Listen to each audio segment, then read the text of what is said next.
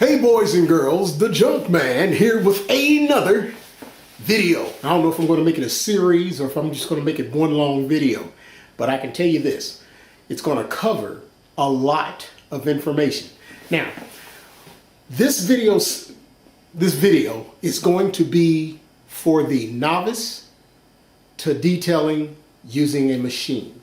All right. Now, I've done videos like this in the past, but I've never combined as much information pertaining to novice machine polishing as I'm going to do in this video series here. Plus, I've made some videos private so that this video can cover everything that was in those videos. That was back when I was only limited to 10 minutes at a time, and now I can make them as long as I want to. YouTube is giving a brother the green light. So a brother in his garage productions is going to do it the way we should be done. All right. So here we go. What I'm going to do is, for those of you who have never ever picked up a machine and done any type of machine polishing on your paint, this video series is going to be for you. All right. I'm going to show you from step 0 to step 100, or from A to Z, or from whatever, to do this from the beginning to the end on how to use a machine to polish your paint. Okay. Now, I'm going to have to be a little gabby here in the beginning because there's things that you've got to know before you get started. One of the first things is the products that we're going to use. Now, let me say this about products. Technique trumps product every day of the week, 365, 24/7. Let me say that again. Technique trumps product anytime. Now, what do I mean by that? Let me give you an example. If Tiger Woods came up to you, gave you his $1 million clubs, and then he went to Walmart and bought some old, stanky, crusty, worthless golf clubs, you all hit the 18 holes. Guess who my money's on? The reason why is because Tiger Woods has technique when he swings a golf club. You ain't never swung a golf club before, your technique is going to look like Charles Barkley.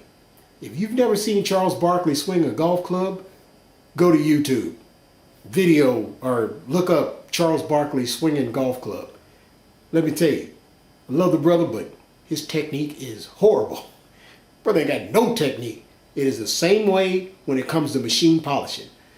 You can take the best product on the market and use a lousy technique, and you will get lousy results. At the same time, I could take some Jergens lotion using a perfect technique, and it will actually somewhat kinda fix some paint. So it's not so much what I use, it's mainly how I use it. Technique trumps product 24/7, 365. If you do not understand that, you are going to be doomed to failure. If your technique is not on point, you will be doomed to failure. So that is the number one thing you need to realize. Technique trumps product 24/7, 365. I've said that so many times on the web and posted that on forums, and people still don't believe me, but I'm about to prove it today. Here's another thing. There are multiple, and I mean multiple, products that will take your paint from jacked up to Shineville. Some of those products may take you through the suburbs. Some may take a country road. Some may take the city route. Some may take the freeway. But they will all end up with you in Shineville. That is if you're using a quality product, not this over-the-counter junk that you find in AutoZone, Pep Boys, and Vance, Auto, O'Reilly. I ain't talking about the junk stuff that's full of fillers and is made to be used by hand, which is a worthless way of working, if you ask me. I'm talking about a decent product, and there's a whole bunch of them to choose from on the market. Okay, there's a lot of products to choose from. So a lot of times I get asked, what is the best product out there? And it's not a case of what is the best product. It is a case of what is the best product for you. Because here's the deal. If product A consists of you watching 200 videos, following 50 million steps, and doing a little jig dance while you're buffing on the car, and that is something that you love to do, then product A is for you. But product B, if product B is like wipe it on, wipe it off and your car shining, and that's like the kind of mindset you have, because you look at product A, you going, dude, that's just way more work than I care to do. But this product B, wipe on, wipe off, and roll away, then product B is the best product for you. It's not a case of what is the best product on the market, it's what is the best product for you. You have to get an understanding of how a product is supposed to be used, how it works, what it takes to get from A to Z, and then determine, is this something I want to do? Or I'm going to look at product B and it does it this way. Is that something I want to do? Or I'm going to look at product C and I'm going to read the instructions. Do I understand them? Is this something I want to do? And you've got to make a decision, what is the best product for you? Because the best product for me, or what I consider the best product, might not be the best product for you, because maybe the product I'm using costs $1,200 a bottle and you flipping fries at McDonald's. Now, there's nothing wrong with working at McDonald's. I like McDonald's fries. But hey, on a McDonald's salary, I'm not going to be able to buy any $1,200 bottle of product. Okay? So you have to choose the best product for you. Don't be looking for the best product. Look for the best product for you. Okay? Those are two of the most important things that you need to know. Now, let's talk about the equipment you need. Now, here's what you're doing. You've been out on the internet, you've read and you've watched videos, and you've read and you've watched videos, and you have gotten 50,000 different opinions. These people don't agree with these people, and these people don't agree with these people. So it's like it's confusing. First time I read some of that stuff on the web, I was like, it was confusing to me too. So I'm going to break this down and make it so simple that even a novice can understand it. And if you're watching this video and you're a novice, you're in for a treat. All right, so get you some popcorn, kick up your feet, because it's going to take a minute, but by the time we're done, you're going to know how to do this. Now, first thing I need to do is get my visual aid and set the camera up so that you can see me, so that I can write on the chalkboard and show you some things. All right, so here we go. All right, before we get started, I want to make sure that everyone is putting a cover sheet over their TPS reports. Let me quit. All right. Here is the first thing you need to know when it comes to fixing paint, about fixing paint. There are 3 levels that are on top of your panel, whatever your car is made out of, fiberglass, metal, plastic, whatever. Okay, the topmost coat is going to be clear coat. That is your topmost coat. The clear coat is sitting on what is called the base coat. Now, the base coat is the color of your car. Your paint is basically what the base coat is. Then there's the primer, which is what is directly below the base coat, the color, so that the paint will stick to the panel.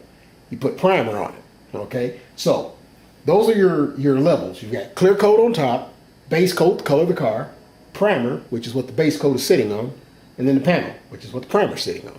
Okay, now I'm going to represent them with lines. Now watch what I do here. This is your clear coat. And I'm going to do this.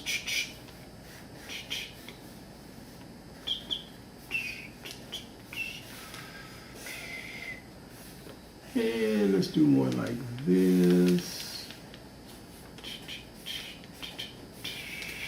Okay. And then here's your base coat. And then here's your primer. And then here's the panel that your car is made out of. Now, these little dips represent damage in your paint. These are scratches, okay? Now, that's a pretty big scratch. Look at that one. That's a really big scratch. Scratches. Okay. These little bitty scratches can be fixed. Those can be fixed. This one is so close to the base coat, you're not going to want to try to fix that entire scratch. You're going to live with that one. This one is through the base coat all the way down to the primer. You get a scratch like this, you got to repaint. You got to put more primer, more base coat, more clear coat on top of the car. So when you get a scratch like that, it's all the way through the clear coat, all the way through the base coat, down to the primer, you got to repaint. That panel has to be repainted. There ain't no buffing, fixing that. You could touch up paint it, but it's going to look like crap. Okay?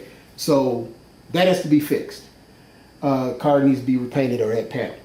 And then little scratches. Now, here is what the process of paint correction does.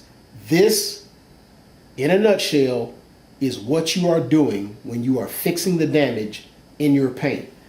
You're going to shave the clear coat down to the level where there are no scratches. What do I mean by that? Here's your clear coat with a little damage in it. If I shave it down to here,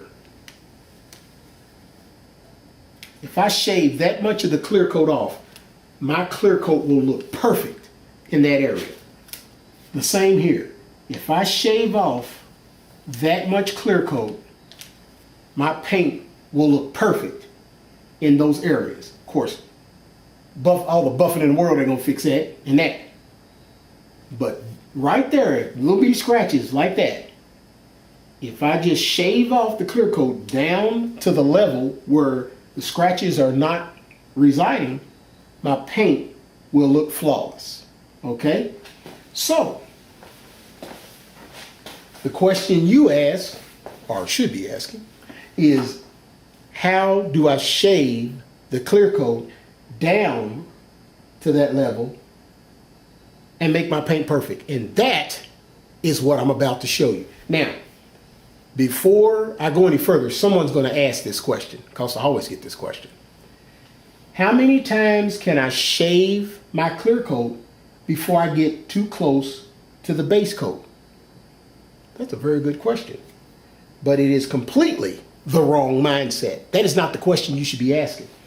Here's the question you should be asking. How can I shave my clear coat once, one time, and then avoid creating damage in that clear coat so that I never have to do this again? That is the question you should be asking. Not how many times can I do it before I run out of clear coat. How can I do it one time so that I never have to shave my clear coat down anymore? Because you only got so much clear coat on the car. All right? Now, so I want you to get that mindset first. Get that mindset. Now, I'm going to show you how to shave your clear coat and the equipment, tools, polishes you need. Here's the thing.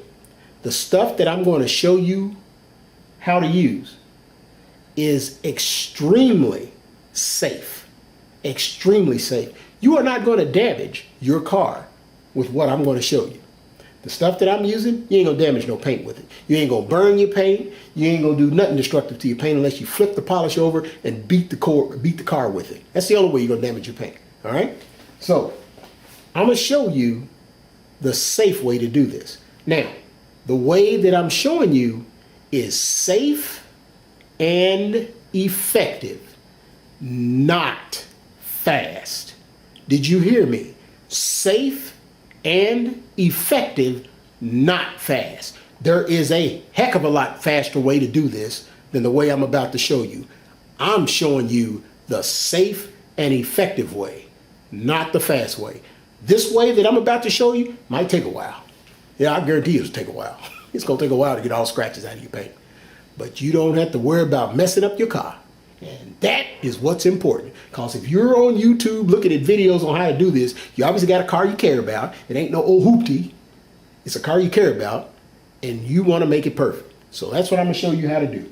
How to make it perfect, safe and effectively. And my technique is going to be the key to getting somewhere. Because if you use a lousy technique, not only is it going to take forever, you ain't gonna get nothing done. So technique is gonna be important, all right? So let's get to the equipment that you're gonna be using. Okay, boys and girls, now for the equipment that we're going to be using. The first thing I'm going to introduce you to is the polisher itself. What I'm using here is a polisher made by Porter Cable, as you can see. And the model number, see if I can flip it over here so that you can see it and get it close to the camera. It's a 7424 XP. All right. See that? 7424 XP. Made by Porter Cable. We call it the PC for short. Now, I want you to notice something about mine. See my cable? Your cable isn't that color. That's because I replaced my cord with a 25-foot extension cord, because the cord on this thing is like 6 or 9 feet. It's really too short to do anything. And the first thing that you'll do is go out and get an extension cord. And what most people do is they get the wrong size. In the instructions that come with this device, they tell you if you're going to use an extension cord and it's X amount of feet, say it's 25 feet, it has to be a specific gauge. They tell you that in the instructions. You know, the instructions that nobody ever reads. If it's going to be 50 feet, it's got to be a certain gauge. If it's going to be 100 feet extension cord, it's got to be a certain gauge. So whatever size extension cord you use, make sure you look at the instructions that come with the device and make sure you use the correct gauge. If you don't, you will burn this thing up.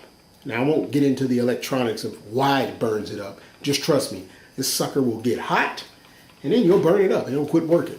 These things are bulletproof. They will last for years. I think I've had this ever since it came out. It's been years. And then my other one, the one before this, still works like a charm. I've had it for years.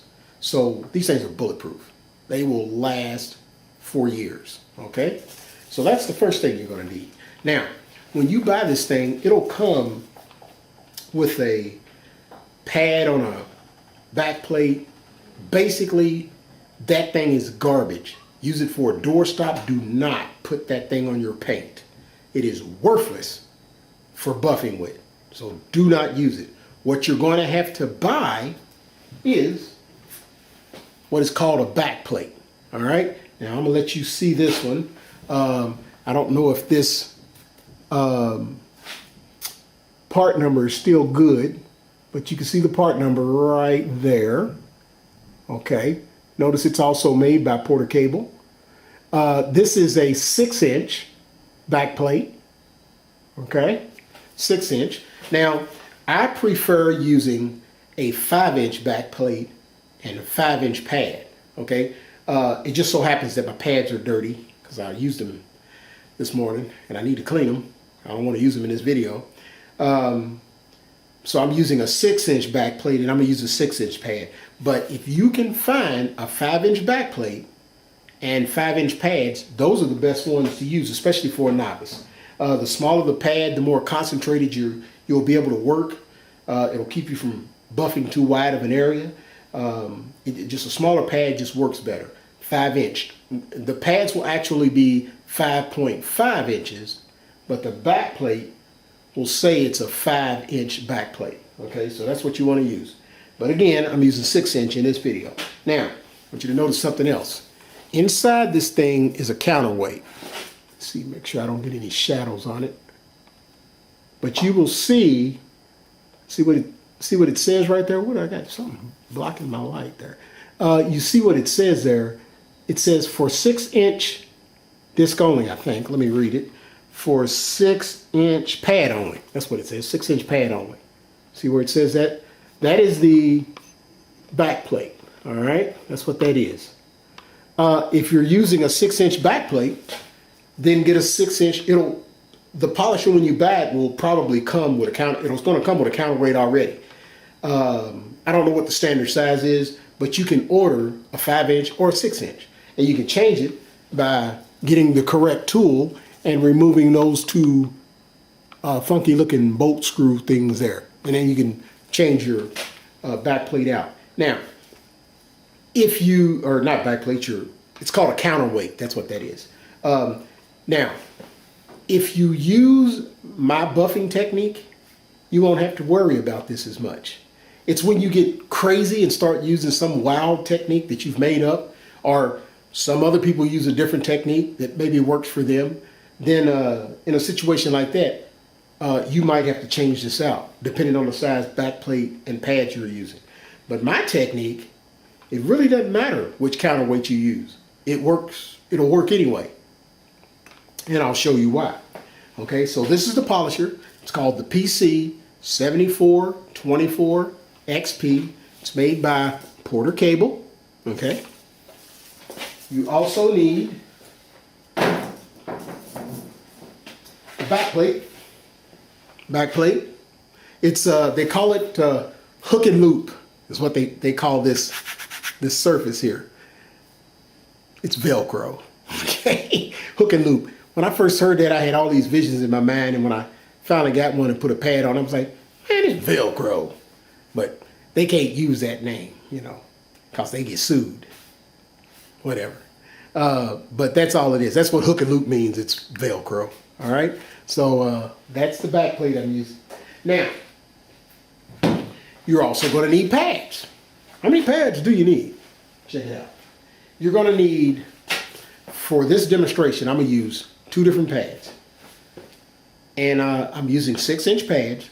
And here's what you need to know about the pads. The pads come in different colors.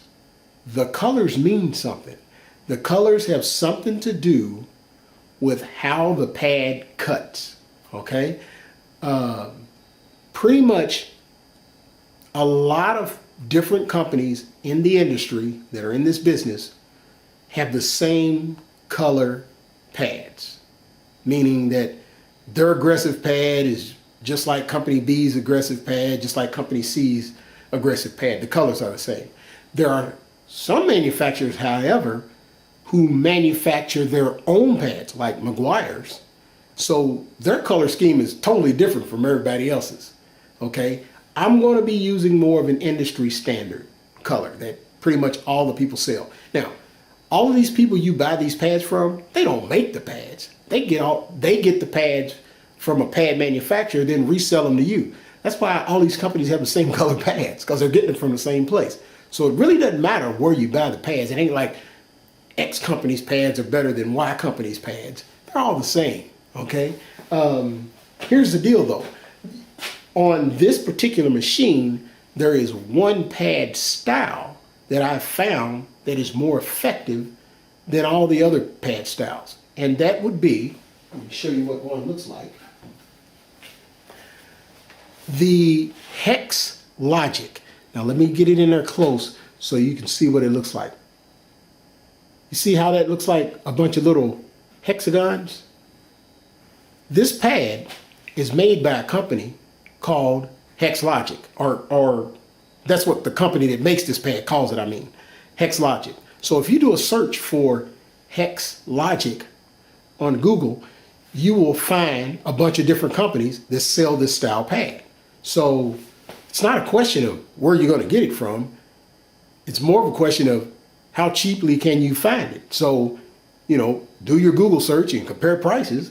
And if you can find it in a 5.5-inch size, which is made for the 5-inch backplate, if you can't, get a 6.5-inch size, which is made for the 6-inch backplate. Okay, and it's Velcro, so it goes on like so, just like that. That's how it goes on. All right. So I know that just one place that you can buy these is Chemical Guys. I know Chemical Guys sells these. So if you're too lazy to search for prices, there's one spot you can go look for them. All right. So you're going to need an orange and a white Hex Logic pad. All right. Orange and white. Now here's the thing. Every time you use these pads, after you're done for the day, you have to clean them. Do not let them set overnight with dried up polish in them. Do not try to reuse them after they're dirty and have been setting overnight. Because what will happen is you will create a dusty mess while you're trying to do this. And that's not what you want to do. As a novice, you want to have the best case scenario going for you at all times. So you need to be doing this exactly as I'm telling you how to do this so that you can have the best results possible. Okay? So the deal with how many pads do I need? When you wash these pads, if you leave them out in direct sunlight, they will dry rather fast. The white pad usually takes 2 days to dry if you let it dry indoors and just hang it on a rack or something and let it dry. It'll take 2 days to dry. So the white pad, when it's all said and done, is going to be the pad that you're going to be using the most. It is the least aggressive of the two colors. The orange is the most aggressive of the two colors, okay? So what I tell a novice to do is to buy 2 orange pads and 3 white pads, all right? The orange pad is going to be used to remove all the damage out of the paint. All the scratches that can be removed will be removed with the orange pad.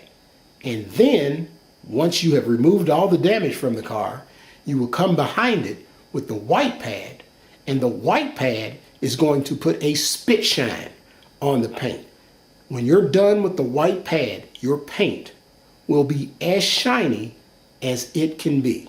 All right? Notice that I have said nothing about wax and shiny, because what you're going to use on these pads is called polish. Polish is what makes paint shine. Wax is what protects paint. Polish is what makes jewelry, leather, glass, aluminum wheels, watch faces, you name it. Polish is what makes stuff shine. Wax protects the shine that you get from polishing. I can demonstrate that 30,000 times, how I can polish some paint to perfection, put some wax on it, you won't be able to tell the difference between when I polished it and when I put the wax on it. You will not see the difference. Now, maybe I'm just too old to see the difference, but I can't see it, so I don't preach it, because I got to be a believer in anything I say. So polishing is what makes paint shine, and polish is what you're going to put on these pads. And when you're done with your polish, your paint is going to be as shiny as it can possibly be. Then you're going to put some wax on it to protect that shine. Okay? So now, let's talk about the polishes that we're going to use. The first polish that I'm going to use is by Meguiar's. It's from their Mirror Glaze line. Notice it says Mirror Glaze. It's from their Mirror Glaze line, and it is called Ultra Cut Compound, but we know it in the industry as 105. When you say 105, everybody knows exactly what you're talking about. M105, okay? That is the first polish. This is the polish that is going to be used on the orange pad, M105, orange pad, and this is what's going to take all the damage out of your paint.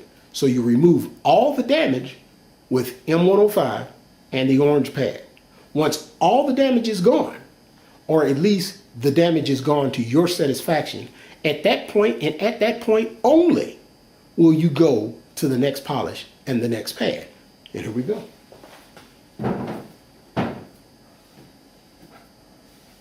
The next polish is called M205. M205. M105, M205. They make it easy. And that's what you're going to use on the white Hex Logic pad. Okay? M105 and the white pad.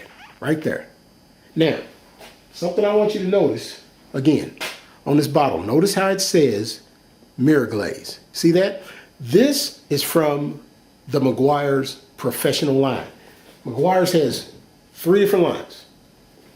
They've got the Mirror Glaze line, and they've got, hold on one second, let me go grab it.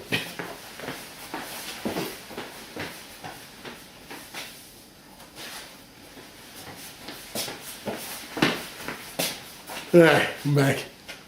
They've got the detailers line. See that? That's the detailers line. Notice it says detailers. So that's a line, mirror glaze, detailers, and then they've got their consumer junk, which you'll find at Pep Boys, AutoZone. It's not made to be used with a polisher. It's made for hand. It's full of fillers. I don't have any to show you because I don't use that stuff, okay? I will use their detailers line. Detailers, I'll break that out. Or I will use their professional line, the mirror glaze. All right?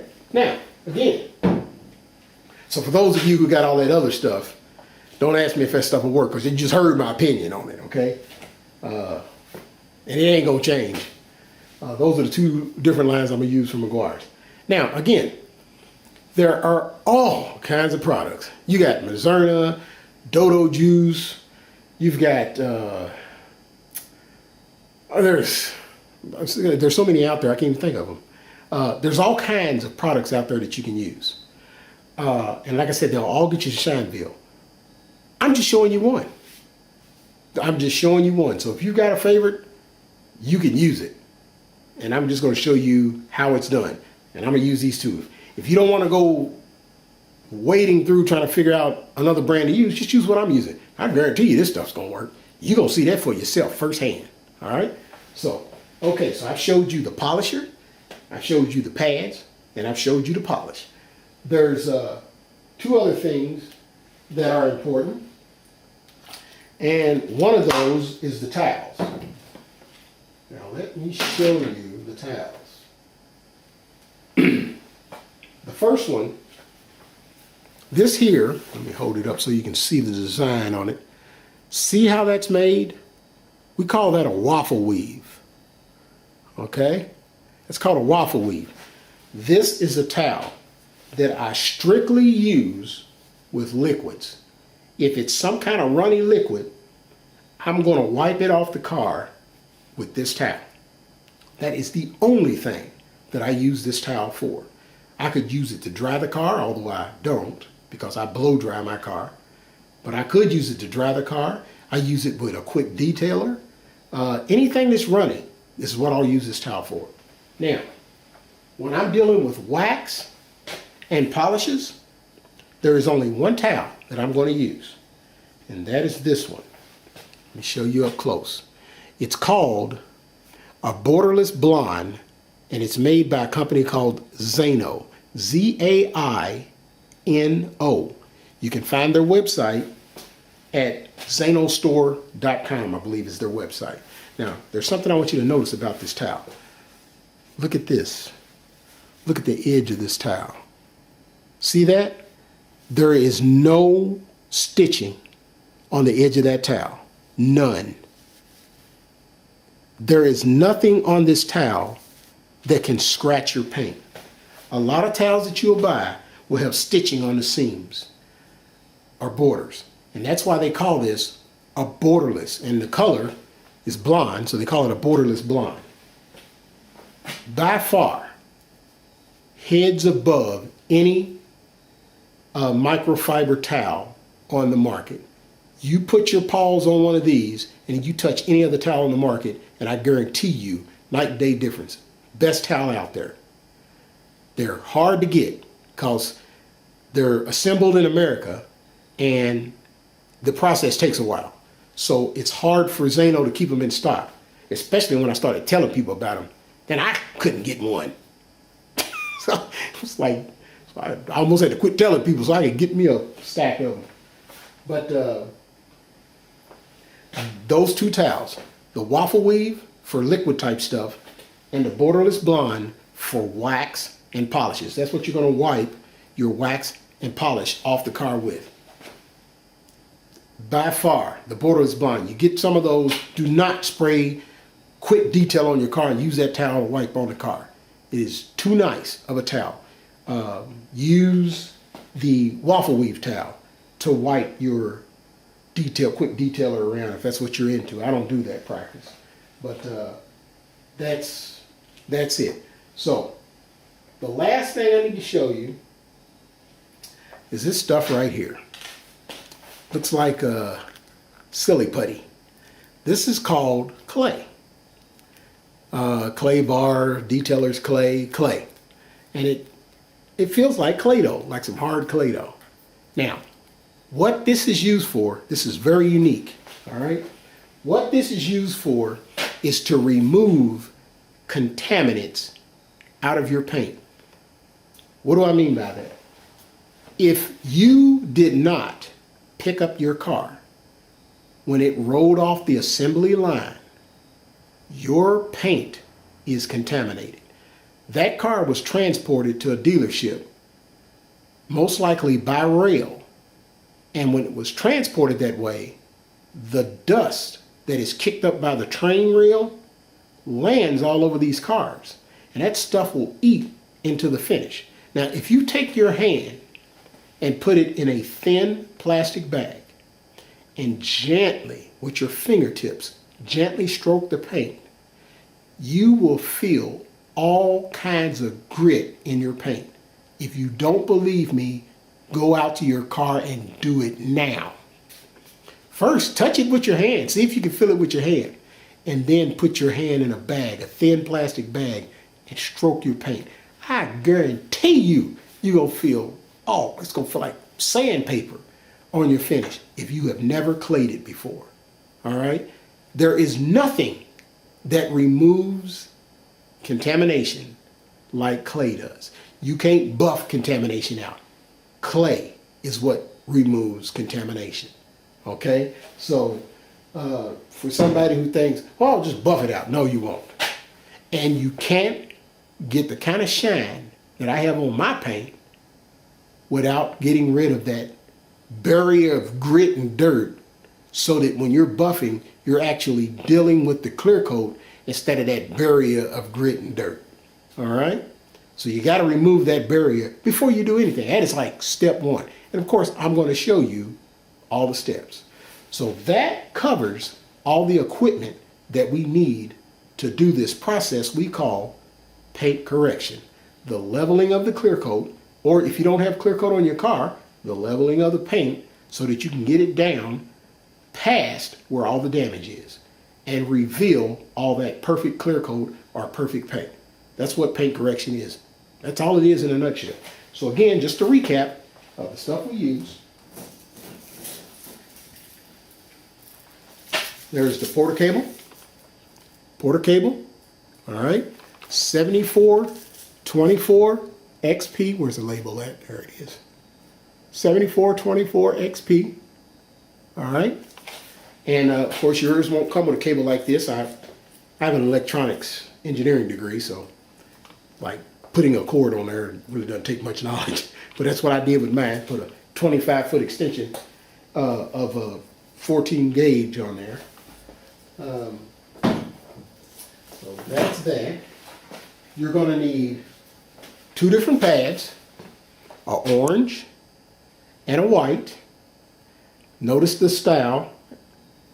Okay, moth. Got a moth flying around here. I'm about to get raided. Notice the style. This type of pad is called a Hex Logic design. Like I said, you can find them at chemical guys all day long. Okay. The two polishes that you're going to need, M105 and M205. All right. Notice they say mirror glaze on the label. That is from McGuire's professional line of products. Okay. You need those two. And then you're going to need your towels, your waffle weave style, and there's only one towel like the Zano Borderless Blonde. There's only one towel like that, and Zano's the one that has it. You can find that at zanostore.com. Okay. And clay. Oh, the most important thing I almost forgot to tell you about clay. All clay, as of the making of this video, which is, what month am I in? September of 2012. All clay sold on the market today is made by one company. So it doesn't matter who you buy your clay from. It all comes from the same company. Other companies buy it, they wrap it up, put their name on it. They don't make it. Only one company is making it in America today, and it's in America only. And it's all the same. So it doesn't matter whose clay you buy. Now, clay comes in different grits, but the only clay that you're going to find on the market is consumer grade clay, the lightest that they make. You have to go look for more aggressive clay. Like you have to go to a auto body and paint supply store to find more aggressive clay. But you don't want more aggressive clay. The only thing you want is consumer stuff. And any store you go to, they sell the consumer stuff. So again, it doesn't matter whose name's on the package. It's all made by one company in America. In other parts of the world, that's a different story. But in America, it's made by one company. And so it doesn't matter whose you buy. Just find the one that has the cheapest price with the most amount. All right? That's how you do clay. And last of all, I forgot to bring this up. You may have a need to use detail spray somewhere in this process that I'm about to show you. Now, the best bang for your buck that you can buy is some detail spray or quick detailer made by, let me put this up here where you can see it, Gary Dean. This is called Ultimate Use Detail Juice. All right, that's what it's called. Now notice how small the bottle is. All right, and Gary kind of got my kind of sense of humor. It says, "Do not drink," because the stuff smells good. I mean, it really smells good. So I can see some people like, I can see, boy, because it smells good. But so don't drink it. But this one little bottle, 2 capfuls. Get up there close so you can see how big the cap is. 2 capfuls of this stuff makes 24 ounces of detail spray. 2 capfuls. Now, I'm like this. I use a lot of detail spray, especially when I clay. But, it'd take a while to run through that little bottle, but I'm like this. Give me the gallon. I'm like, get me the gallon. Because this 1 gallon, look what it says. I always have to read this. This gallon of concentrate makes 51.4 gallons. See that? This gallon of concentrate makes 51.4 gallons. 1 gallon makes 51, man, I'm set for life, okay? Because I be using some detail spray. So I'm gonna get that stuff by the gallon, okay? So that pretty much covers all the supplies you're gonna need. As you can see, when you get on the web and you start looking for this stuff to buy, you'll find kits. It seems like the kits never contain exactly what you need. It's like they got almost all of it or half of it or something, but they never contain everything you need. Well, here with this stuff, you can buy and couple together exactly what you need without having to be stuck with some kit that doesn't cover everything or gives you stuff you don't need. You now know what to buy.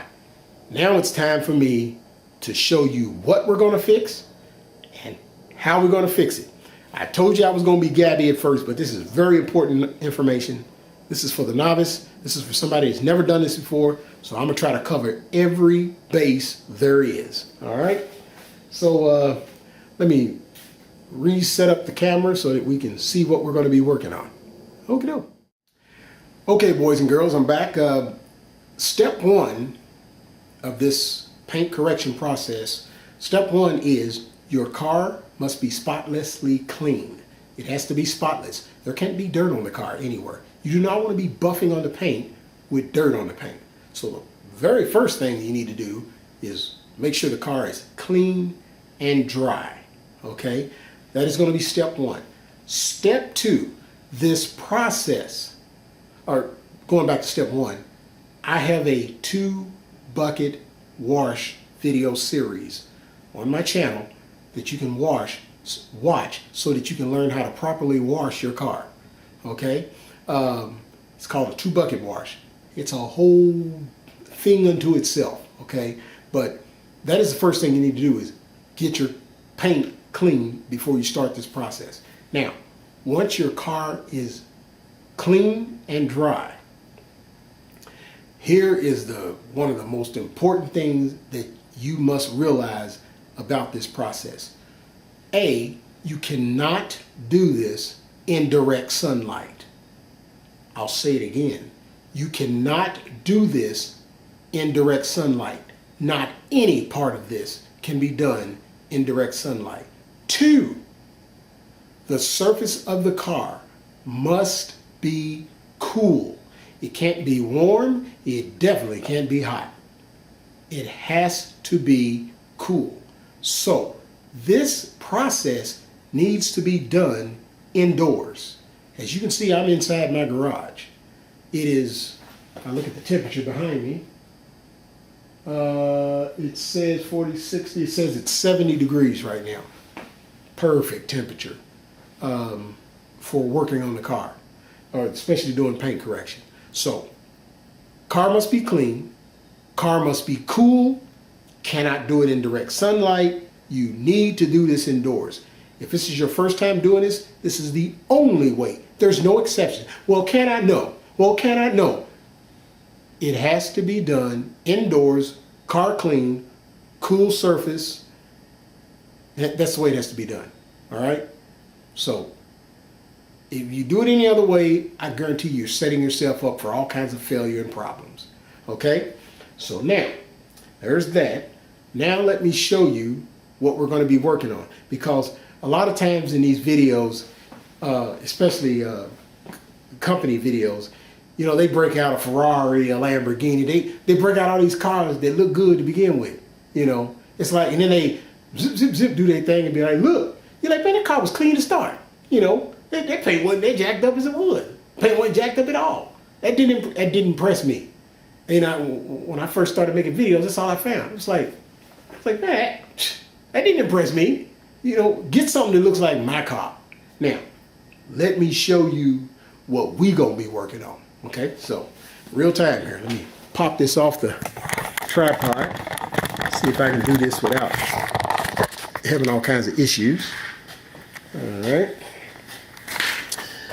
And let you see what we're going to be working on. We're going to be working on this spot right here on the car. Okay, somewhere around here. As you can see, let me get down here where you can really tell. As you can see, the surface of the car is filthy. That's because I never, ever wash this car. The only way it gets wet is if I get caught in the rain. I never, ever wash this car. Why not, Mr. Junkman? Because I could care less about the paint on this car. The only thing that I want this car to do is run like a beast. And it's got a 500 horsepower stroker motor in it. This thing will try to stand up on 2 wheels. That's all I want it to do. I want to be able to park it at a supermarket right next to the handicap spots, and I dare somebody to drift over in my lane while I'm rolling down. Because I ain't going to stop. I'm going to like bring it. Because I got some metal over here. I got some metal steel bumpers. I'm like, bring it, drift on over here. And some lady did. She drifted on over there, wham! And I got a whole bunch of money. Because it was her fault. And it's like, I could care less. You know, I got a big dent. That's why I ain't fixed it. So, let me show you what else about this car. So, this ain't no garage queen. This thing got, go down here. Look at all the rust. Look at this. They got rust everywhere. Rust. I can care less. As long as the seats don't fall through while I'm driving. So this is what we're going to be working on. This is not no show car. This ain't no garage queen. If I could pull the cord. Let me see if I can pull the cord without it coming unplugged. Nah, I can't. I'd show you a big chunk. I got like metal missing back here. Let me zoom. I'll zoom in. Let me see if we can see it. I'm zooming in. Look at that. I got chunks of metal missing. And back here, behind the back wheel, it's like just gone. I mean, I'm missing all kinds of stuff right there. So this is what we're going to be working on. This is no show car. I affectionately call it the Mino Camino because it's a sleeper, and it be sneaking up on people. Now, on the other hand, here's my show car.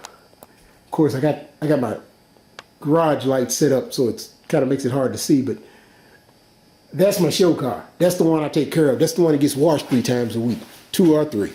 So this is what we're going to be working on. This is what I'm going to prove to you that what I'm teaching you actually works. Because like I said, I ain't using no Ferrari and no Lamborghini and no fancy car with the paint already looking good. I'm using the ultimate in jacked up. And just to make sure it's good and jacked up, check this out. Put you back on the tripod. See here. Flip my viewfinder around. Notice how I don't do much on the editing side because this is a brother in his garage production. So, you know, we keep it real. But to make sure this bad boy. There we go. Come on, baby. Let's do the twist. All right. So we're going to make sure this bad boy is good scratched up. All right. So, and we don't fake the funk. The Junkman, we keep it real up in the garage. So, all right. So what I'm gonna do now is I'm gonna wash my footprints off of there and dry that area, and then that's what we're gonna be working on. All right. All right. So let me pause you and let's do this. All right, boys and girls. I'm gonna bring you in here close. You saw where I was dancing at. Let's go in there close and let's see what that damage looks like. All right. I'm gonna get down here. See how close I am? So that you can see, look at all the swirl marks. Look at all the swirl marks. See all them scratches? Looks like cobwebs. See all that damage? Look at that. Let me go up here. Look at all that damage. Look at this. Look at that. I made a big 2 when I was doing my chubby checker twist dance there. I made a big 2. Now that ain't gonna buff out unless I wet sand it first. Who knows? I might make a video of me wet sanding that. Just to make it go, just to let you see that it can be done. But the main thing I want you to see is all the swirls that are in the paint right up here. There's more scratch. It's hard to do because I gotta set the camera just right. There you go, for you to see all of it. All the swirls and scratches. All right. So this is the area that I'm going to work. Only this area. Let you get a good look at it. See, we don't fake the funk over here at Brother in His Garage Production. We get up in there where you can see the damage. You know, there's a whole lot of people on the internet that'll take a picture of their car from 20 feet, tell you it's perfect. Now, make a video like this and show me it's perfect. Then I'll believe you. Bring it in. Bring that camera in there close like this. Let me see what your paint looks like in some light. Make sure that light's in there, because that light never lies. The light shows it what it looks like. All right? So now you see what this spot looks like. I'm going to concentrate. You see all the swirls around that 2 I done danced in the paint? Look at all that. Because that's going to be your comparison spot. Because that 2's still going to be there. There it is. There's the 2. You see all the scratches around it. That's going to be your comparison spot. That's the spot you're going to tell if what I'm teaching you is going to work or not. All right? So let me get you back on the tripod and we'll take it from there.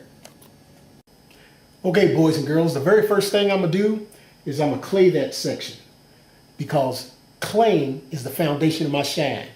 If you don't clay first, your shine ain't going to be nothing like my shine. Okay? You don't want to park next to me at a car show, because I'm going to make you look bad. All right? Claying is the foundation of my shine. I'm going to get all the contaminants out of the paint before I polish anything. Because if I'm going to polish and get down to the clear coat and actually do something, I need to get that barrier of contamination and dirt out of my paint before I start polishing. Because polishing is what's going to make my paint shine. So I've got to get rid of that first. Before I do that, there was something I wanted to say. And I can't remember what it is. But so I'm going to just start claying. Oh, it's something about the way I clay. I cannot stand claying. It's a lot of daggone work. So when I clay, I clay to get rid of some contamination. You probably won't find anybody on the internet claying as hard as I do, because I don't want to clay, check my paint with the plastic bag and my hand in the bag and be checking and then find contamination still there. And have to go back and clay again, have to go back and clay again, have to go back. I'm not trying to do that because I'm old and my ball and socket joints ain't all that, fresh and spring chickeny like they used to be. So I'm trying to get this done. So I clay a little bit harder than everybody else. Another thing is I use a lot of lubrication because I want my clay to slide as much as possible. So I use a lot of lubrication. Again, I'm using Gary Dean's Infinite Use Detail Juice. That little bitty bottle, 2 capfuls, makes 24 ounces. That is sweet. All right, so here I go. Oh, now I remember what it was I wanted to tell you. The process that I'm going to show you, I'm going to show you the entire process in one spot. Now, in reality, I would do each step to the entire car. In other words, I would clay the entire car first before I went to the next step. But what I'm going to do here is I'm going to do the entire process in one spot. And I'm going to suggest that you do the same thing. And here's why. If you cannot get one spot on your car perfect, or at least to your satisfaction, then you ain't going to get the rest of the car. So why waste your time doing this whole process to the entire car if you can't get one spot right? You have got to master one spot on the car first. Pick a spot that's easy to get to, that you ain't all bent over all crazy or stooped over or whatever. Something that's easy to get to, like the trunk or the hood, and perfect one spot. Learn how to do this entire process in one spot. Once you can fix one spot, and that spot should be 1.5 feet in size, 1 foot 5 inches. When you can do one spot perfect, you are then ready to work on the entire car. Here's another thing. There's a lot of companies out there that will want to make you believe that you can do this in a weekend, that you can knock it out in 4 hours. You hear people say that all the time. Let me tell you something. It took me 6 months to make my vet perfect. Now, I went all the way anal to the stream, wet sanding every scratch out. I mean, I went through a lot. And that took my sweet old time. It ain't gonna take you 6 months to do your car. But you ain't gonna do it in no one day, unless your car is darn near perfect to begin with. Okay? So if you got any kind of damage like what I'm looking at here, you may as well start setting aside some weeks and just do a little bit. When you get tired, you stop. Remember where you stopped. Remember what you did when you stopped. Work one panel at a time. Work one fender at a time. You do one fender one weekend if you want to. Split the hood up in 2 weekends if you want to. Take your time.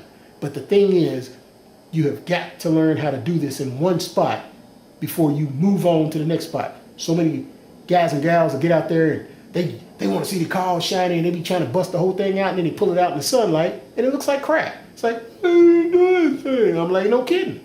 Because you went too fast. You didn't perfect one spot. So if you can't perfect one spot, don't bother doing car till you get that spot right. All right? That's the best advice I can give you. So now let me work on my spot. 1 foot 5 inches at a time. That is how you fix your car. 1 foot 5 inches at a time. Okay? Here we go. It's time to clay. I'm going to wet my area up. That's my little 1 foot 5 inch area. And now, I'm going to start claying. And I'm going to make sure that area stays nice and lubricated. Went that way, I'm going to come back this way with it. Going back the other way. Coming back. Now I'm going to drop down here.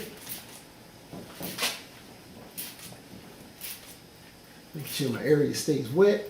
Now you see how much detail spray I'm using. And because of that, that's why Gary Dean's Ultimate Use Detail Juice, making 54 gallons out of 1 gallon of concentrate, is so sweet. Because other companies charge a lot of money for their freaking detail spray. And that's what I'm using. I'm using a quick detailer as my lubricant. No, you can't use water, so don't try that. You've got to use something with some lubrication in it, and that's what detail sprays are real good for. Now, look at this. Look at how dirty clay is. All that contamination in my paint. All right? So now, don't sit your bottle on your hood like that. Do as I say, not as I do. So now, I'm going to fold the clay in. I'm going to fold that dirt in and find me a clean spot. So that's what I'm doing right now. Folding the clay in, and I found me a clean spot. Now I got clean clay. All right. So now, I'm going to clean some more. Lubricate it up. Now I'm going to clean some more. And see, when I can feel this clay running real smooth right now. So I know I've got this panel darn near perfect. This 1 foot 5 inch section perfect. I'm gonna double check it though and make sure. Okay, it really feels good now. Clay is sliding very easily. See that? See how it's smoothing? Whatever you do, okay, here's what it looks like now. All right. See, hardly picked up any dirt at all. See that? Okay. So now, what I'm going to do is, when I finish cleaning a car, normally I would wash it. In this case, since I'm just doing a spot, I'm going to wipe that spot off. Okay. Now, notice which towel I'm using. Waffle weave. Liquid. So I'm going to wipe that section off. And you'll get some people on the internet that'll say if you clay, it removes scratches. That is about the most bogus lie that I have ever heard. Claying does not remove any kind of paint damage except for bird poop, water spots, and that's only if you catch it soon enough. If you don't catch it soon enough, you ain't gonna remove anything. So let me bring you in now, real time. See, I'm breathing all heavy already. I just did that little bit of clay and I'm breathing heavy. See, I ain't the spring chicken I used to be. I'm gonna get a little older. Stuff wears me out. So let me bring you in here real time. This is a problem with doing stuff real time. Okay, flip my viewfinder around here. And let's bring you in. Now first let's take you up to the 2. See the 2? There it is right there, right? Look at that damage. See it? It's still there. It's still there. Damage is still there. You can still see the swirls. Daggone mosquito. I'm kind of leery about bugs. Got bit by a spider. I had to go to the emergency room. So I'm kind of like on an anti-bug kick right now. Look at that. Good grief. Look at that. Look at them swirls. Man, the light reveals all. The light reveals all. Okay? So now, you still see there's still paint damage. So now, I'm going to test this area and see if it in fact is fixed. So let me get you back on the tripod. And I don't know how much editing I'm going to do as far as, putting you back on the tripod, because I don't want nobody to be able to say, well, you could have did this while you turned the camera off, because no. My brother's garage production, we don't roll that way. We don't need to fake the funk. We're going to keep it real. Now what I'm going to do right here, and then I'm going to let you see me do it, is I'm going to take a picture, because I'm going to include this in the video. I'm going to take a picture of that spot where the tube is and let you see it. Here's my camera. using a Canon SX10 IS. That's what I'm using. And what I'm going to do is I'm going to shoot the flash off into the paint, right where that 2 is. And then it's going to be included in this video. And I'm going to let you see what it looks like.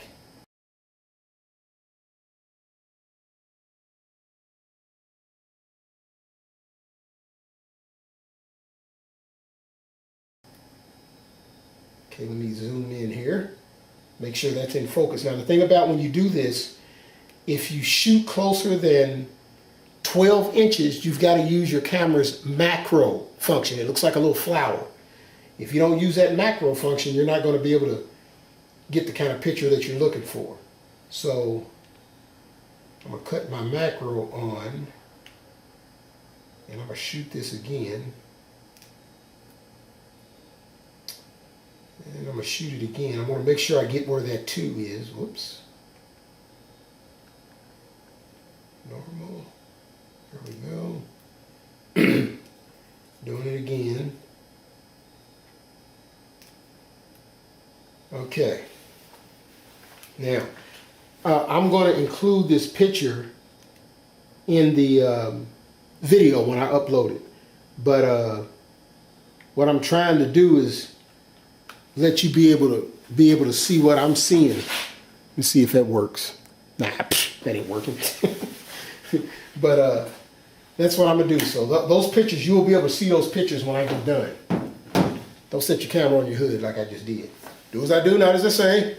Or do as I say, not as I do. Almost got it backwards. Okay, now I'm gonna pause the camera and get you ready. I'm gonna set up my portal cable. I want you to see me do that. So hold on a second.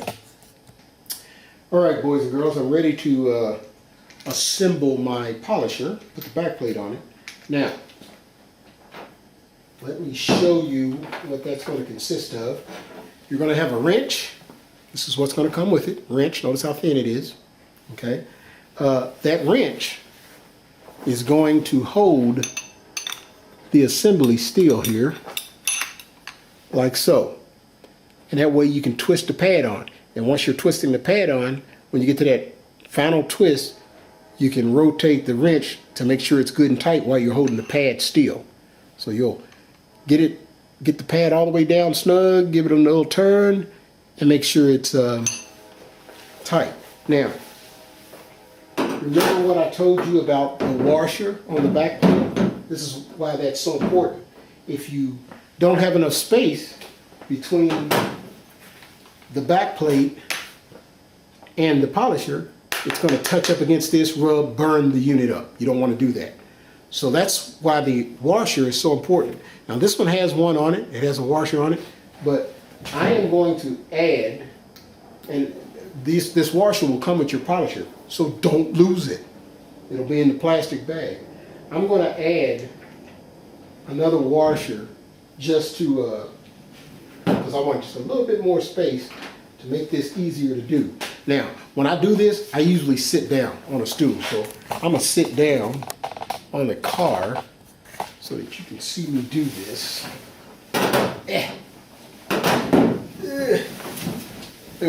Grinding dirt all into the paint. Don't do this to your car. Okay? So I'm going to put the wrench, or actually, I'm going to get this started first. Okay, so like I said, I usually am sitting down when I do this. And I'm going to get this started on. I'm going to actually use my hand to hold it still instead of the wrench. My finger, I should say. Yep, no you can't. You got to use the wrench. So here I am sitting down. I'm going to put my wrench in here to hold that shaft still. Okay, the wrench is in place. And now I'm going to turn the back plate to get it started. And you have got to make sure that you do not cross thread this, because that would not be good. So I'm getting it started. And it is going on now. It is on. And now I'm tightening it up. There, it's good and tight. See how easy the wrench came out? Now let me let you see why. Because I got plenty space. Plenty space between that back plate and this piece right here. Because I've got a washer in there. And notice the spin of my wheel is true. It's not wobbly. So that lets me know I got it on it perfect. Okay? So that's why you need that space so that you can get that wrench in there to take the back plate off if you have a need to. You'll stick it in like so, and it's in place. It's in place. See that? See how much play I got in here? You need some play. That's what that wrench gives you. So, this is assembled. Let me get the camera over on the paint, and we'll take it from there. And don't set your polisher on the paint like that. Do as I say, not as I do. Okay, boys and girls, before I get started, something I should have done right after I was done claying, I'm going to check my paint for contamination. Now, what I'm doing is I've got my hand inside the plastic bag. I'm using my fingertips. And this is a great plastic bag. It's like extremely thin. It's one of those cheap office garbage bags that those cleanup companies use because they don't want to spend no money on a decent bag. But it's real thin. Your grocery bags from like your supermarket stores will work too. But I'm gently stroking the paint where I clayed at to make sure that I feel absolutely no grit under the fingertips. Now, you can't hear anything, but if I was to go to an area that, say, wasn't clayed, see, it sounds like sandpaper over here. But over here, it's smooth as glass. So that's what I want before I start, okay? So that takes care of that. Now, I'm ready to use my polishes and my pad. So I'm gonna start with my orange pad and M105. So I've got my orange Hex Logic pad, orange Hex Logic, and I'm gonna put that on my polisher like so. Okay, there it is, good to go. Again, you can get these at Chemical Guys sells them. All right, and now this is a freshly cleaned pad. So the first thing I'm going to do is prime the pad. By priming the pad, what I'm doing is I'm setting the pad up so that it is ready to accept polish. Now, one thing about McGuire's products, shake them well before you use them. Okay, so I'm shaking up my first polish, which is M105. There it is, let you see it, M105. And I'm going to prime the pad. Now here's how I'm going to prime the pad. First of all, I'm going to make sure the polisher is on a speed of 5. I want you all to see this. Speed of 5. You will never see me work faster than a speed of 5. Okay? So for the guys that complain about, well, it vibrates too much because you're using it wrong. All right? If you use it on the right speed, it wouldn't vibrate so much. Now, I'm going to put this cord over my shoulder so that it doesn't bang up against the car. All right? So I got that done. And now I'm going to put some polish on the pad. Now watch how much polish I use. Watch this. Putting my polish on here now. 1, 2, 3, 4. 4 pea-sized drops. Notice I didn't put them on the outside edge of the pad. Notice I didn't put them on the inside of the pad. Notice where I put the 4 drops. Now, watch what I do here. In my area that I'm going to be working, I'm going to spread this out. And now, I'm going to cut the polisher on and watch what I do. Watch how fast I move it.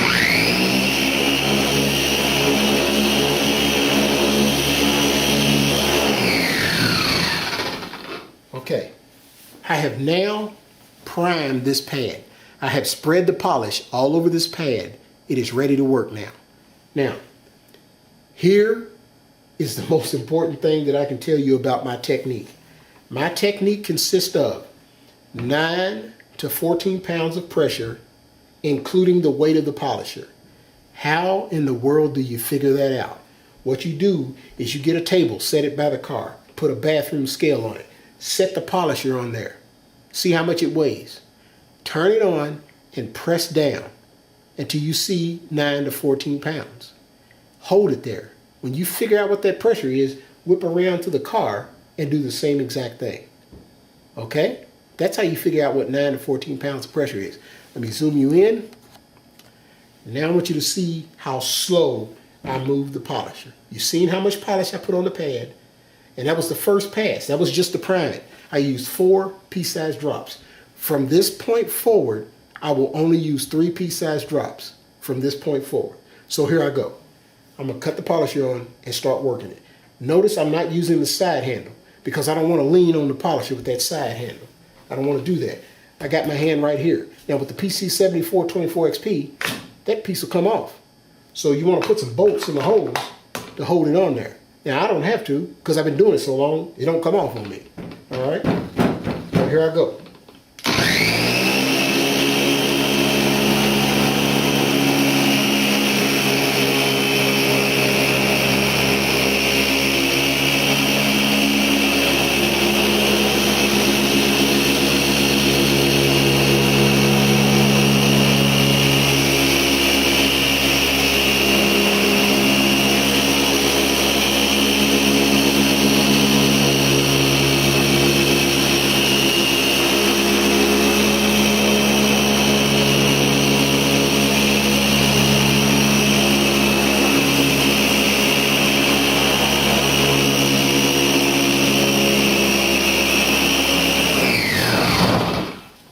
Now, I want you to notice something. When I stopped this polisher, I stopped it on the car. I didn't pick it up and then stop it.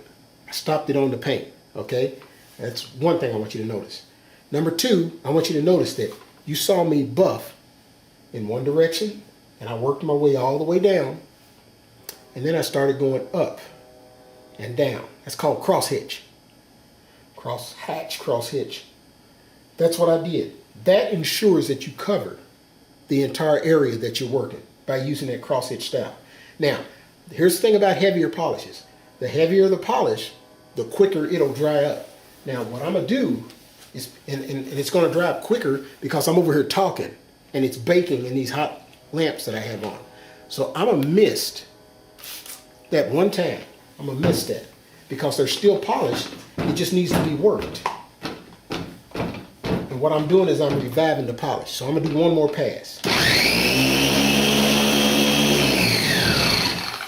Here's another thing. I want you to see how 9 to 14 pounds of pressure, I can do it with one hand.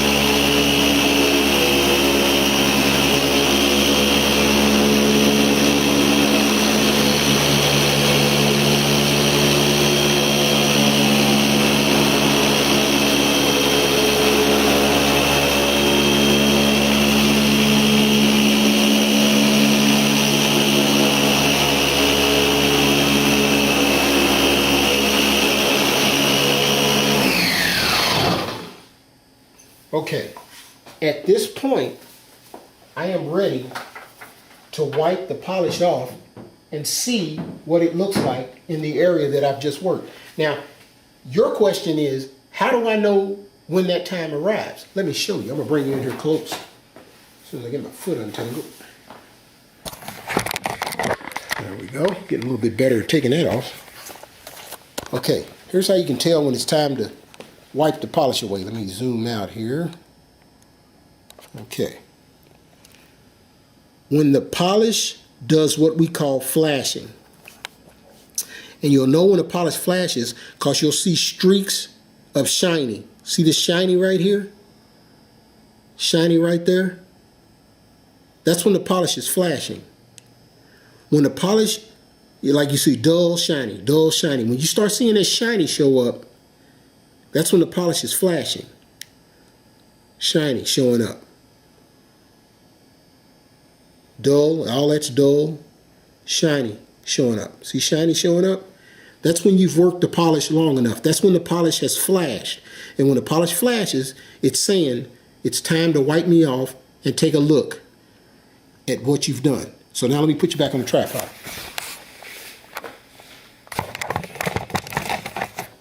Okay, let's see where you are. Okay, we're zoomed out. Yep. Okay. Make sure, yeah. Now, I'm not going to use my Zano towel to wipe that off because some of this car is still dirty. And the last thing I want is dirt on my good Zano towel. So I'm going to use another towel that I have to wipe this polish off. Now again, I'm sitting here talking and I'm allowing my polish to dry. So when my polish dries, I can use my infinite use detail juice to wipe off that remaining polish. And notice which towel I'm using. Again, for liquidy type stuff, this will get that dried up polish right off the car. No problem. Okay. And now, with that one pass, I'm going to bring you in. Because here's the deal. Let me get down here where I can see you.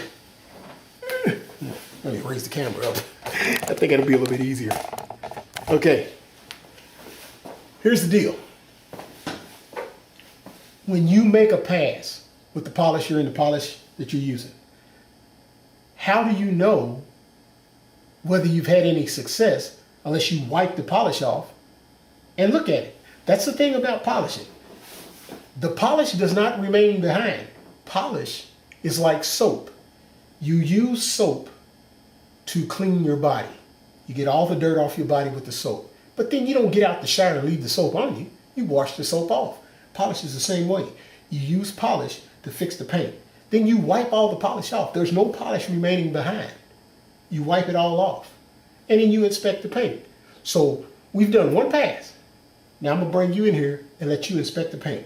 You saw how quick of a pass I did. You saw how much polish I used. I'm going to talk about how much polish you use in a minute here. But let me bring you in here first and let you see what it looks like. There you go. Getting a little bit better about getting the camera off the tripod. Now, let's go find that 2. There's the 2.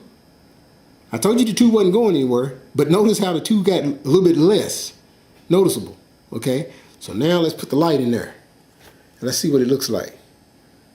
Remember how bad the swirls were around the 2? Where's the 2 at? I gotta find, there it is. Remember how those swirls looked around there? Look at it now.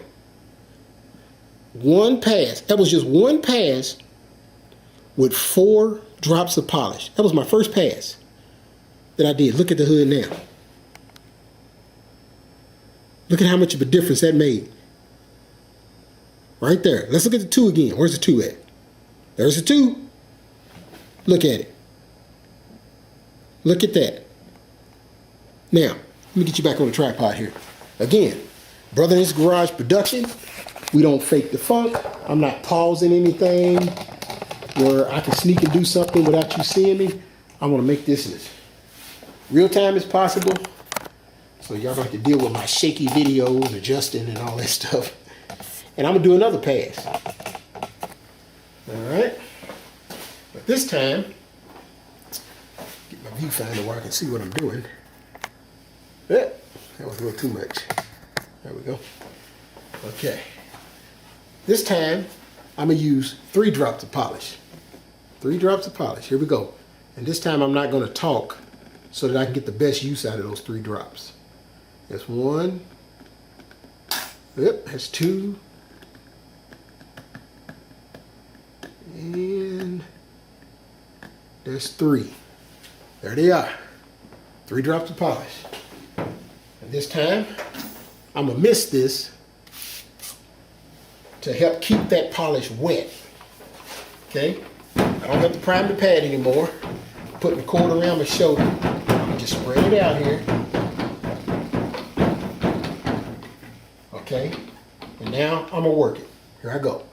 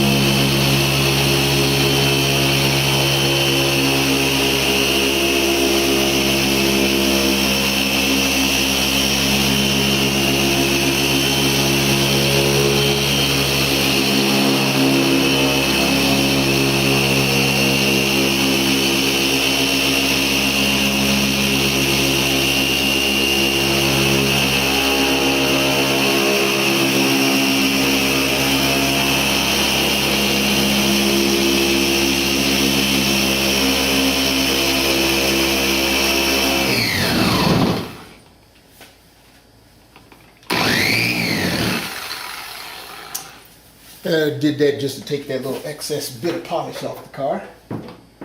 Now, I'm going to wipe my area down again. Now this time the polish came off real easy because I didn't give it time to dry while I was talking and stuff. I just buffed. So I'm going to wipe that off. Alright. And then in real time, I'm going to bring you in and let you see what it looks like. Here we go. Real time, Brother's Garage production. We don't fake the funk. All right, here we go. Let's find the tube. Look at the tube now. Notice how the middle part of the tube has just about disappeared. Bring it in there close. Look at that.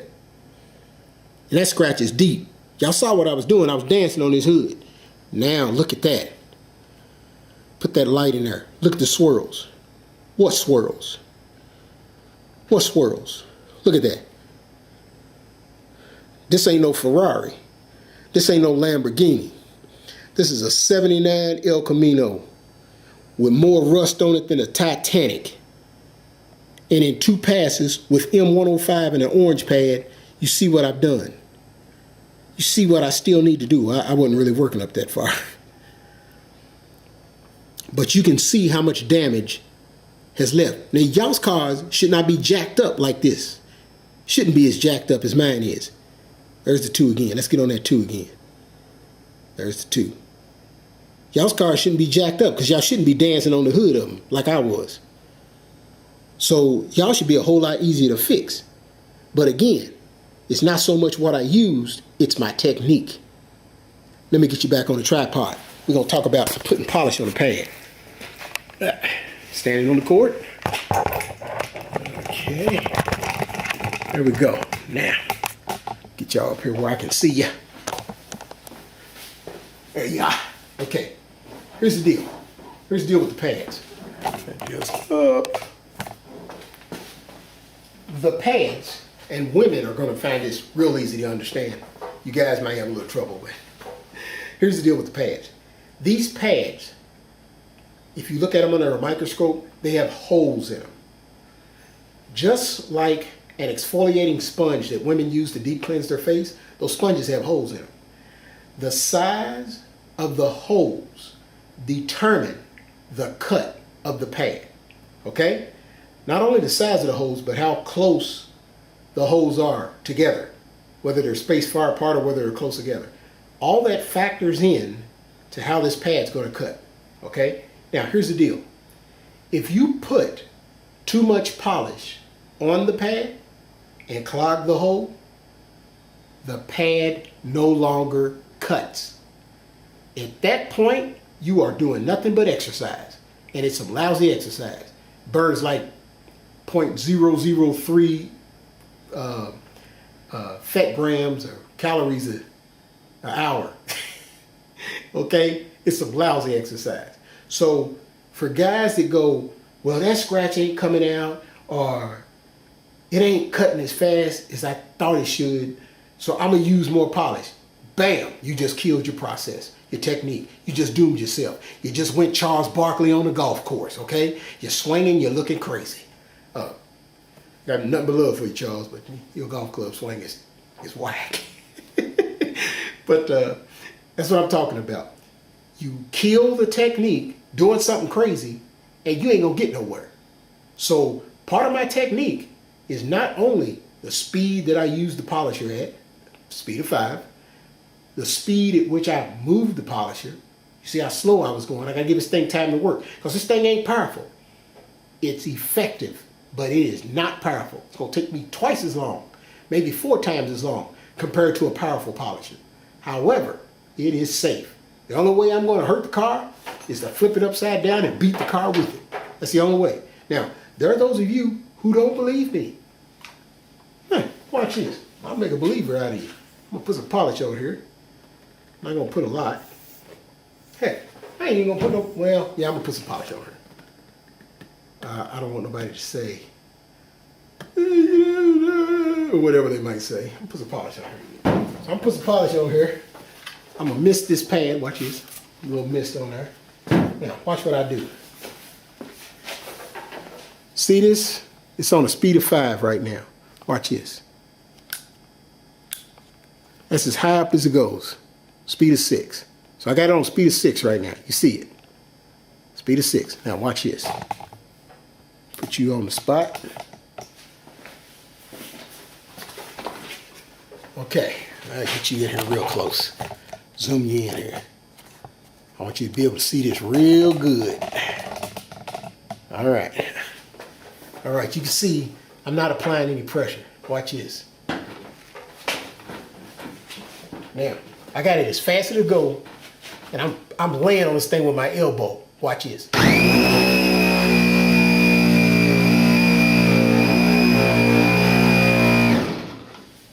Okay. Let me zoom you out. Look at this. Notice the pad is still orange. It ain't maroon. I can sit here and do this for 20 minutes. It ain't gonna do anything. Because when I laid on this pad, I killed the effectiveness of this machine because I applied too much pressure. And when I apply too much pressure, it ain't doing anything. Here's why. The pad rotates, just like a rotary polisher, just like the kind that'll burn your paint. It rotates that way, but it also oscillates. And you see the oscillation. Let me zoom you in here, but you see it. Here's the oscillation. See that? What this machine does is it mimics the Earth's rotation around the sun. The Earth spins, but it also makes big circles around the sun. So that's what the face of this thing is doing. It is spinning, but it's making big circles while it's spinning. If you lay on this polisher and put too much weight, the spinning stops. The only thing it's doing is oscillating, making big circles. And the reason it won't burn your paint is because it won't sit in one spot. Since it's oscillating around, it can't sit in one spot and generate enough heat to burn the paint. That's what makes this thing so safe. That's why orbital polishers take so long to do something, because they can't generate the heat necessary to do something quick. But boy, will they do it safely. And if you use it with the correct technique, it will do it effectively. You just saw what I did. Okay, let me wipe this polish off. I got it turned up too high. Let me get back down to 5. Okay, so wipe that off. Okay, now let's just assume that I have taken all the damage out of the paint. At this point, I'm ready to spit shine the paint. Spit shine. So now I'm gonna get my stuff that I use to spit shine with. And I'm not even gonna bother to put you on hold. I'm gonna just do it real time. Now, I'm gonna remove my pad. Notice where I'm grabbing my pad at. I'm gonna grab it, I'm gonna work my fingers back behind it, and then lift it off of there. Because if you just yank on the pad, you'll mess around and destroy the Velcro on the back. Or the hook and loop, as they call it. The hook and loop. Okay. So now, I'm ready to spit shine the paint. Whoop. I've got my M205 and my white Hex Logic pad. Okay. So now, I'm gonna put that pad on the polisher. Okay, is it on there? Yep, on there straight. And now, using my M205, I'm gonna prime this pad. Whoops. Remember what I told you about guar stuff? You need to shake it up. I need to buy some more of this. I've got like 3/4 of that left. And this is almost empty because this is all I need now on my car. I don't need to use anything aggressive. If I get a little swipe or scratch or something that shows up now, I can take care of it very easily. Okay. So I'm gonna prime the pad. Now this stuff is a heck of a lot more runny. So my 4 peas, they look like good old Kentucky healthy peas that we have here in Kentucky. So that's what that looks like. So now I'm gonna spread this out on my area. Now, this polish is a lot more lucid, so I won't have to use any detail spray on it. And it works a lot longer. So I'll work it a lot longer before I actually wipe it off. So speed of 5, 9 to 14 pounds of pressure, cross hitch style of buffing. Notice how slow I move the polisher. Here we go.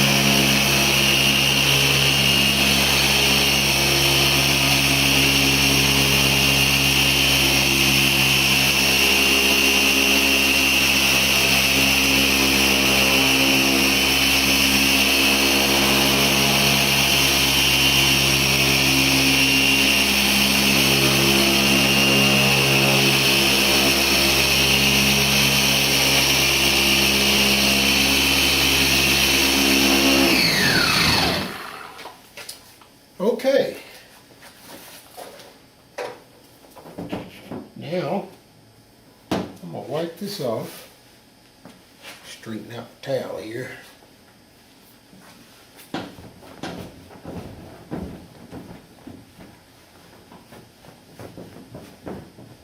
Okay. Real time. Real time. I'm going to bring you in and let you see what this looks like. Because we don't fake the funk in a Brother's Garage production. Okay, first, let's go find the tube. Now, before we even do that, notice how you're looking at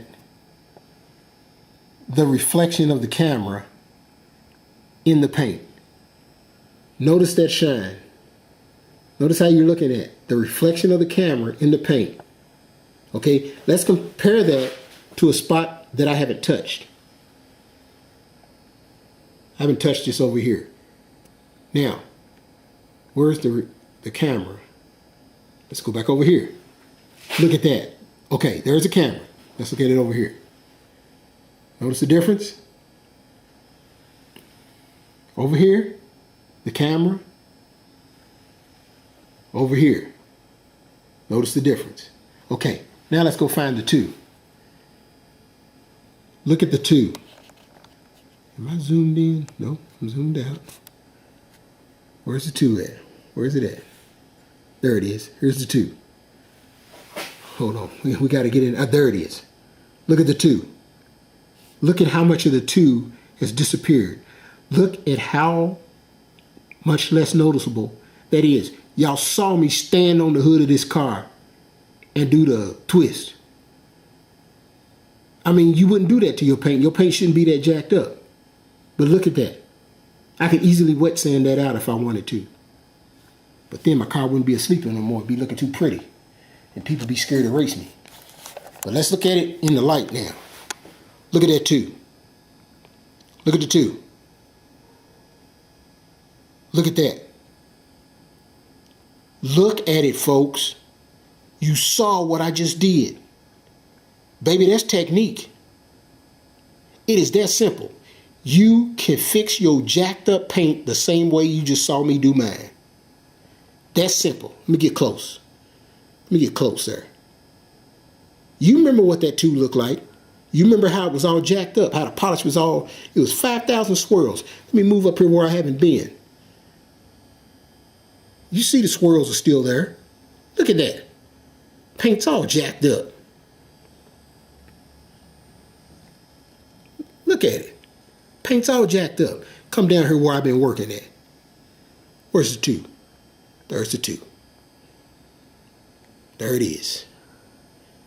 It's that simple. It's that simple. Now, let me put you back on the tripod and explain what I did. Now I can pause.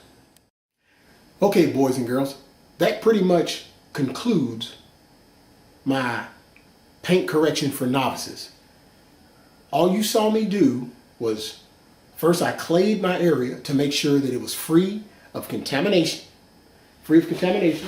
Then I took an orange pad and Meguiar's M105 and I removed all the damage with that combination. Meguiar's M105 and an orange pad. Hex Logic pad. That's the type of pad I use. Then, once I removed all that damage, I followed it with a white pad and M205. That put the spit shine on the paint. Here's why you do it that way. If you use the orange pad and M105 on a very dark colored car, once you get all the damage out, if you look at the paint, you will still see that there's very little tiny circly damage which mimic the way the pad was spinning in your paint. M205 and the white pad is going to remove all that. Aggressive polishes will remove the damage in your paint, but they leave their own damage behind.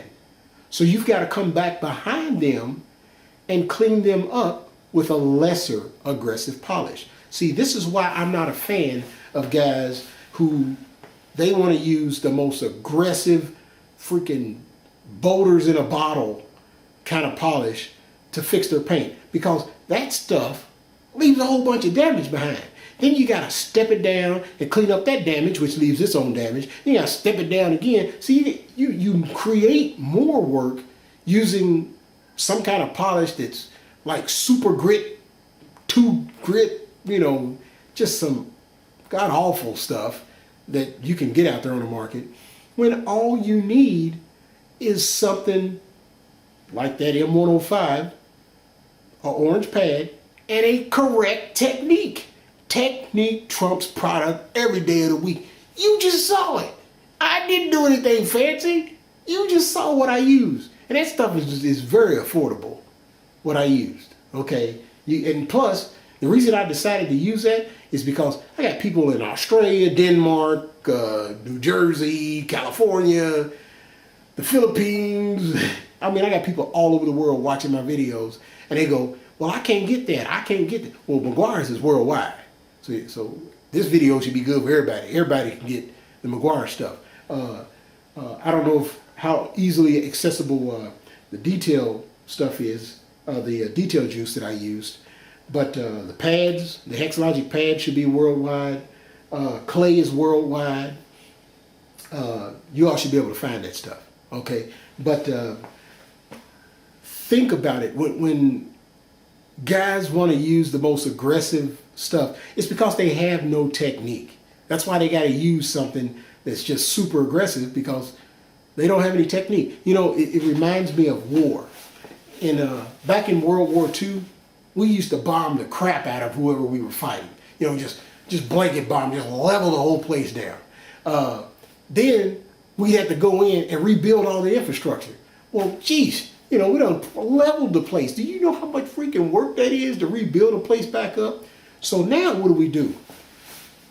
We can target a bathroom on the 3rd floor of this building sitting out in the middle of the desert somewhere, and we can blow up the bathroom and leave the building standing. Then when we come in to rebuild the infrastructure, it's like, oh, what else we gotta do is rebuild that bathroom. Bam, we done. It is the same way with polishes. If you start with something that's not so freaking aggressive that beats the heck up out of the paint, then finishing is a whole lot easier. But if you start with something that freaking rocks in a bottle, and then you gotta clean up that damage, then you got a whole lot of steps before you get to fix paint. So, do you want to blanket bomb your paint, or do you want to precision bomb it? Brother Jay's all about precision bombing, because that's a whole lot less work. And I ain't trying to work hard, okay? All right, I fix computer networks for a living. It's like leather chair and air conditioning, or heat in the wintertime, you know. So, you know, these are some of the softest hands you're gonna ever shake. My hands ain't all jacked up, beat up from doing hard work, because I ain't trying to work all that hard, all right? So that's why technique trumps product every day of the week. So pick your product, but understand that if your technique is lousy, your results are going to be lousy. Y'all saw what I did. I didn't edit it. I didn't cut the film. I just let y'all roll with me, and y'all saw me dance on the hood. All right. I showed you what it looked like after I got done dancing, and now you see what it looks like. And that was with 2 passes of M105 and 1 pass with 205. 3 passes in that one spot. Bam. Now, if I was trying to go for perfection, I'd maybe take longer. But by watching this video now, I don't know how long it is. I know it's good and long, but you can see how long it's going to take you to actually fix your entire car. So this using this machine, it's going to take you a while. So you guys think you're going to go out there in one weekend and knock out your whole car? Yeah, right. Unless your car got to be darn near perfect. Now, here's the thing. After I have fixed my paint, I should never, ever, y'all didn't hear me. I should never, ever, no, y'all didn't hear me. There you go. Now you're going to hear me. I should never, ever have to use 105 again. Let me say it again. I should never, ever have to use 105 again. Why? Because I am never, ever going to do the things that jacked my paint up in the first place that had me have to use M105.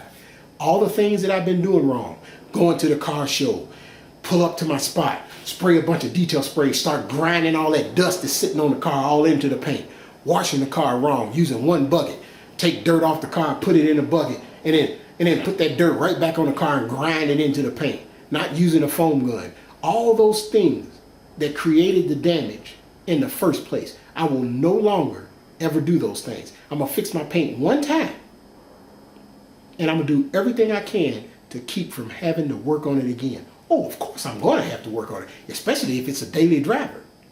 But the only thing I should ever have to break out is M205.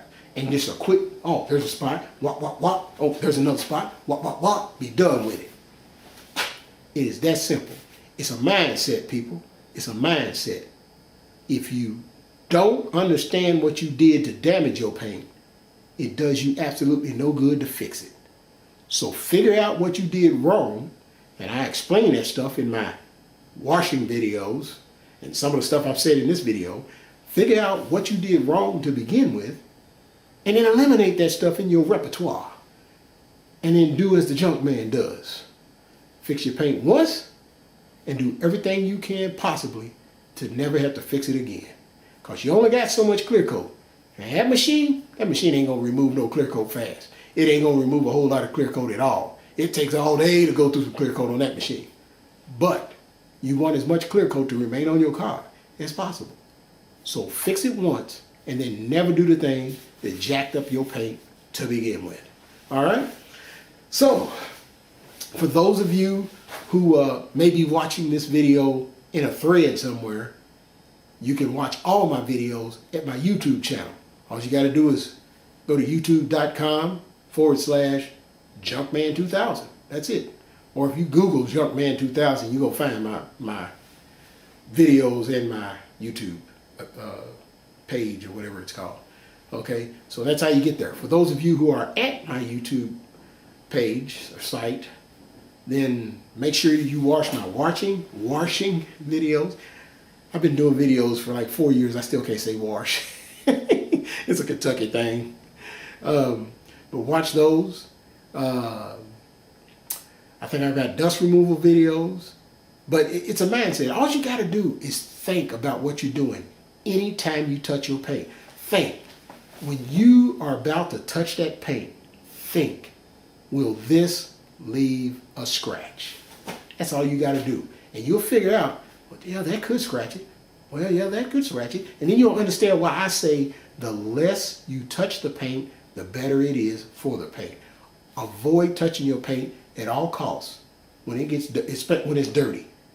I mean, the second you wash your car and drive it one block, it is now dirty. It is now dirty. You don't come back and take a towel and start wiping the car off with detail, because you're just grinding that dust that's sitting on top of your paint into the car. You're making sandpaper, and there come your swirls again. That's how they got there in the first place. It's a mindset, people. You got to get in that mindset to understand. The less I touch the paint, the better it is for the paint. So when I decide to touch the paint, I got to touch it right. Got to treat it like a baby. That's how it works. All right. So I'm hoping I covered all the bases and everything. Of course, you can shoot me an email or post on the videos if you have any questions. If I've covered it in the videos, I'm going to just tell you go watch the video again. I ain't going to bother answering it, because it takes forever to make these videos. It takes me forever to upload them, especially if I do them in high def. It took me 24 hours to upload my last video. 24 freaking hours. So if I go through all the work to make them, y'all better watch it. All right. So that's pretty much it, boys and girls. This is the Junkman, shining out.